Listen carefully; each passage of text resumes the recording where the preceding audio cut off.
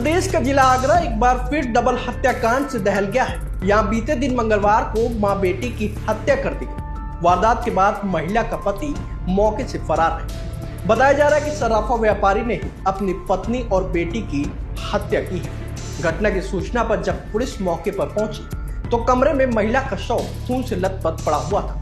वहीं बगल में मृत बेटी के मुंह से झाग निकल रहा था। महिला के चेहरे पर चोट के कई निशान मिले हैं। ऐसा लग रहा है कि जैसे गला दबाने के बाद ईंट से महिला के चेहरे को कूचा गया। वहीं डबल हत्याकांड के बाद पूरे इलाके में हड़कंप मचा हुआ है। फिलहाल पुलिस ने दोनों शव को पोस्टमार्टम के लिए भेज दिया और आरोपी पति की तलाश कर रही है।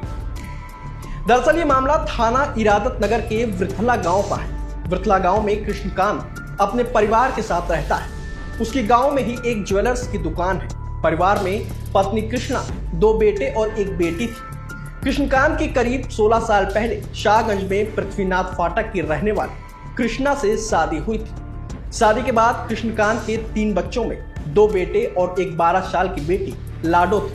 वारदात वाले दिन दोनों बेटे बुआ के घर गए हुए थे। घर में सिर्फ पत्नी कृष्णा, बेटी लाडो और पति कृष्णकांत थे।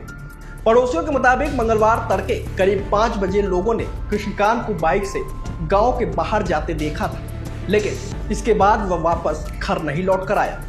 वहीं दोपहर करीब 12 बजे कृष्णकांत की दुकान पर काम करने वाला एक कर्मचारी जब दुकान पहुंचा तो दुकान पर ताला पड़ा हुआ था।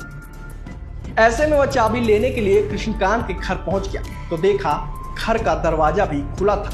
उसने कई बार आवाज लगाई, लेकिन अंदर से कोई भी जवाब नहीं मिला। ऐसे में जब वह घर के अंदर घुसा तो घर के अंदर का नजारा देखकर उसके होश उड़ गए।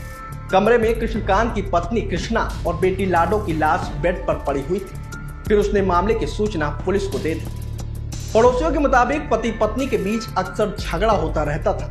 आरोपी पति कृष्णकांत ने पत्नी और बेटी को क्यों मारा, पुलिस मामले की जांच में जुटी हुई है।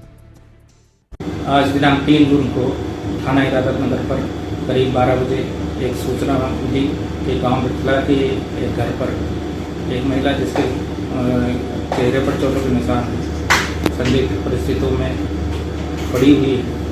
इस सूचना पर थाना पुलिस मौके पर गई।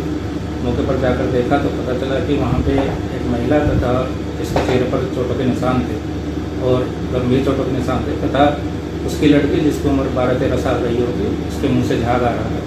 इसको देखते हुए तत्काल ही पुलिस द्वारा गाँव के सहयोग